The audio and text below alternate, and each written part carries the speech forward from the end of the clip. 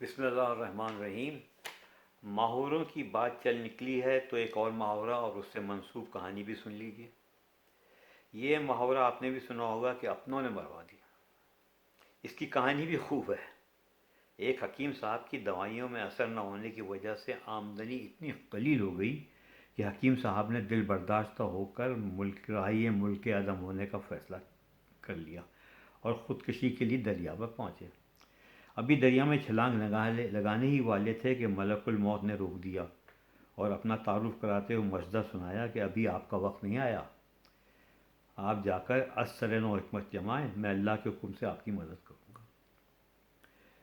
طے پایا کہ حکیم صاحب کسی بھی مریض کے علاج کے لیے جائیں گے یا ان کے پاس کوئی مریض لایا جائے گا، اگر اس کی زندگی باقی ہوئی تو میں آپ کو اس کے سرہانے دکھائی دوں گا اور صرف آپ کو ہی نظر آؤں گا۔ آپ اسے ایک چٹکی خاک بھی دے دیں گے تو اسے شفا مل جائے گی۔ اگر اس مریض کا آخری وقت ہوا تو میں آپ کو اس کی پائنٹی کی جانب کھڑا ملوں گا۔ سمجھ لیں کہ اس پر کوئی دوا اثر نہیں کرے گی، آپ اس کے لواحقین کو صبر کی تلقین کرتے ہوئے کوئی بھی دوا دیے بغیر رخصت کر دیں۔ چنانچہ حکیم صاحب نے مطلب شروع کیا۔ جب کوئی مریض ان کے زیر علاج آتا تو یہ دیکھتے کہ عزرائیل علیہ السلام اس کے پاؤں کی جانب کھڑے ہیں تو اس کے اہل خانہ سے کہہ دیتے کہ اب یہ اپنی طبعی موت مر جائے گا، اسے دوا کی نہیں دعا کی ضرورت ہے، اس کا علاج بے سود ہے۔ چنانچہ وہ مریض چند دن میں ہی دنیا فانی سے کوچ کر جاتا اور معاملہ اس کے برعکس ہوتا، یعنی انہیں عزرائیل علیہ السلام مریض کے سرہانے دکھائی دیتے تو یہ خوش ہو جاتے اور اپنے پاس موجود کوئی بھی دوا اسے دے دیتے اور چند لا یعنی پرہیز بتا دیتے، اپنی فیس لیتے اور خوش واپس آ جاتے۔ چند ہی دنوں میں مریض بھلا ہو چنگا ہو جاتا۔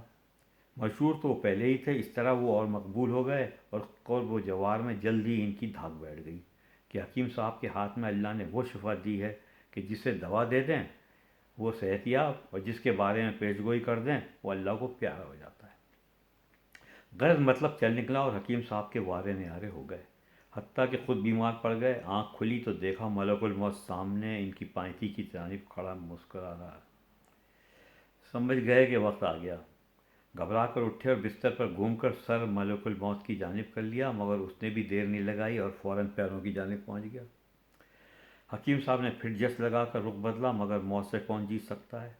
چونکہ ابھی کچھ ساعتیں باقی تھیں اس لیے یہ اچھل کود جاری تھی، جسے دیکھ کر حکیم صاحب کے لواحقین کو گمان گزرا کہ شاید بخار ان کے سر پر پہنچ گیا اور سرسامی کیفیت چین لینے نہیں دیتی۔